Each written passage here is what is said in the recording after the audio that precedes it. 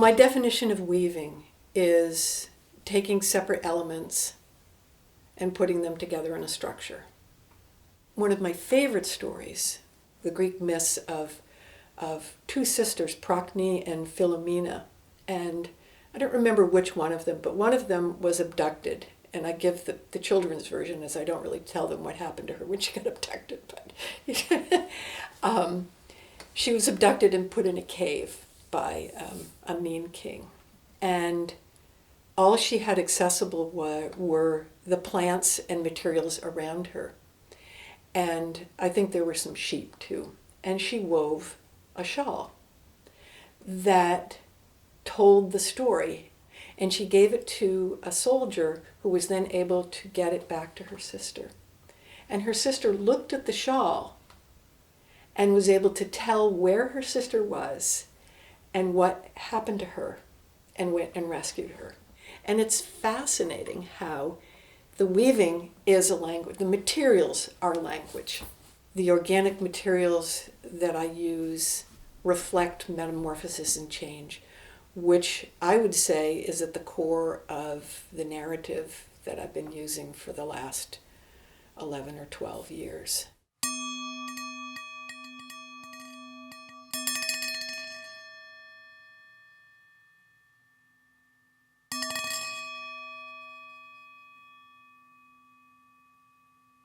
I have done a fair amount of traveling, some of it on fellowships and some of it self-funded, and it really opened my eyes to the beauty of textiles as a non-verbal language, of a way for me to communicate with many different cultures around the world through the medium of textiles, by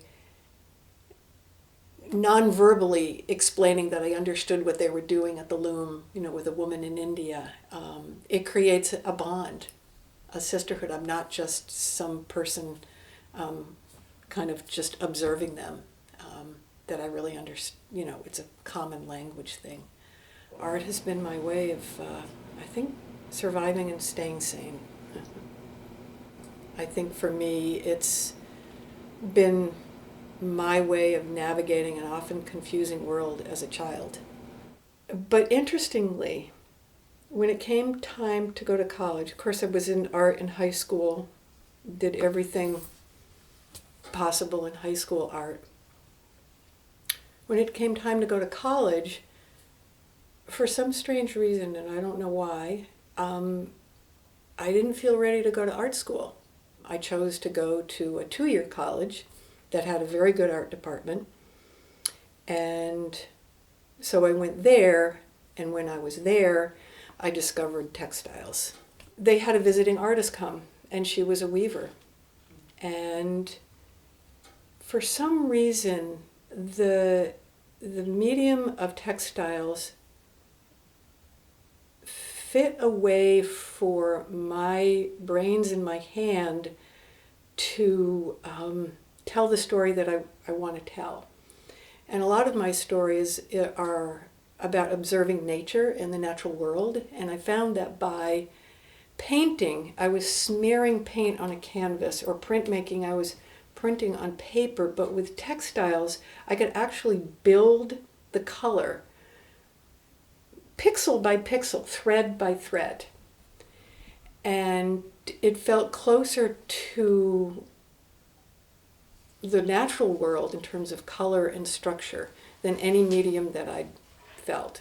And then when I build those threads upon threads, it makes for me this very rich surface. I think that the thread that's most evident in my work over the last 10 years was really triggered by the hole in my life that was left when my brother was killed. And I didn't think a lot about what I was making. I would just kind of conceptualize a piece, and I would make it, and then I would go, oh, that's what that's about. But as I started to pay attention to that story of the human body, and the very first piece was a space where there was a body, and there was just space now because he was gone. So it was really about the impermanence of life, but now I'm really thinking more about the metamorphosis, about how nothing really disappears, nothing really ever goes away, that we change. And I'm exploring that with the materials themselves. So as I age, my body is not the same. I'm changing. And so why for years I used to frame my artwork. So there are some framed pieces on the wall here. And that was to protect them so that they wouldn't age, so that they wouldn't fade or absorb light or absorb humidity or dust. And I thought, well, gosh, why am I trying to stop that? I'm treating these like they're so precious. Well, they are precious. They're beautiful. Why not let them be open and exposed? So it's okay to let go of something precious because nothing lasts forever. You're probably aware of the Buddhist monk who makes the sand mandalas. And they make them, and they're intricate, and they're beautiful. And then they sweep them up, and they take them to the river, and they let them go. And they do this over and over again. And I remember asking a group of probably first or second graders, I always was asking them, well, why do you think they do this? I'll never forget this little girl raised her hand and she said, I think they're trying to learn to say goodbye to something that they love. And I think perhaps maybe that's what I do when I make my work and let it go.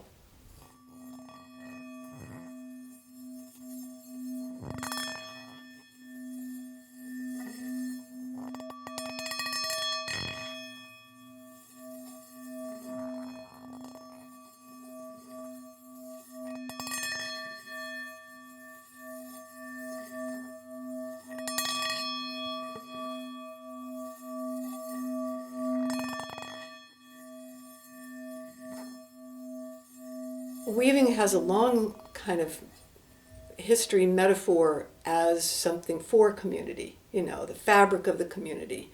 So I've always felt that there's a really strong relationship between weaving and community.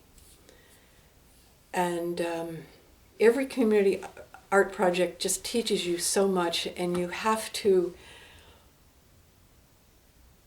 not be bullheaded and shove the project the way you think it needs to go because of your original vision, and to be prepared to be of service to what needs to come forth. So it may be that, I remember one day working in the women's prison, there was a woman who just wanted to weave pot holders. And it reminded her of who she was before her incarceration, and that she was a good person, and that she could do something. She could create something. One community art project that I did called Woven Voices was a project that I collected any message of positive intent written on anything flexible. That was the guideline. And we wove prayer flags out of these messages with the messages embedded in them. And then those were sent all over the world. But I got, I think, over 200 messages right off the bat. And they were beautiful. I even had a calligraphy class, these beautiful calligraphy ones. And then from school children, and a guy who was a soldier in Iraq tore up a pillowcase and had Iraqi citizens write on it. And I thought, oh, I can't just cut these up and weave them into a prayer flag. So I then proceeded to read every single one of those messages out loud in Market Square over a period of 2 years. And sometimes it was just me standing there and reading them. But every single message was given voice. And then I had about 25 community volunteers that came on a rotating basis. And I had a bunch of little looms in here, and I taught them all how to weave. So I didn't weave all the flags.